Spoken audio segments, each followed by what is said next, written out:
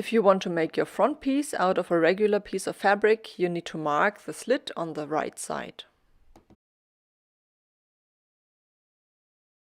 Then take a strip of fabric. This here is 3 inches wide and 8 inches long, or 7.5 centimeters wide and 20 centimeters long. Mark the slit on the center of that strip too. Then mark your sewing line all around your cutting line. Now pay attention, the larger you choose the seam allowance here, the wider the pocket slip will be open later, so make the seam allowance quite narrow. I'd recommend 1/4 of an inch.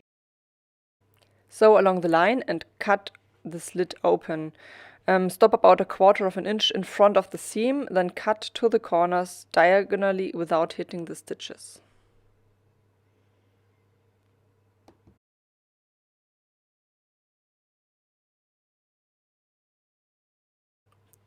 Turn the strip to the left side and give it a good press.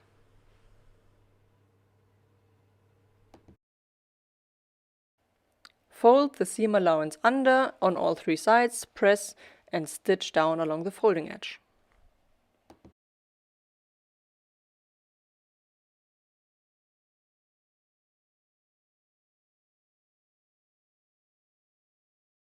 Et voila, you just made a facing. If you want a quicker way, you can just take the front of a blouse and use the buttoned front. This is a blouse my daughter has grown out of and she allowed me to cut it up. I will remove the top button because it would reach into the seam at the top.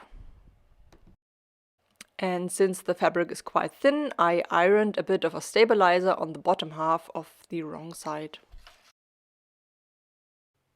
This is how far we have come by now.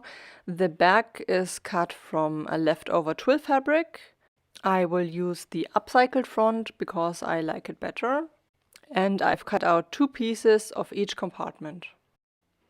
To finish the upper edge of the compartments, I decided to double them, sew them right sides together at the top, press the seam allowances open and fold them back wrong sides together. Now you have a clean finish. Now it's time to get the compartments in place. For this, put 1 compartment each on the inner side of both front and back and stitch them down in the middle. Here we are. Don't panic about the stabilizer. This is inside your pocket. No one will see this. Now put your 2 pocket pieces with the inner sides together and secure it with a narrow seam all around the edges. We are nearly there. All that's left now is to finish the edges with a bias tape and put some drawstrings on it, and this is what I'll show you next week. Thank you for watching.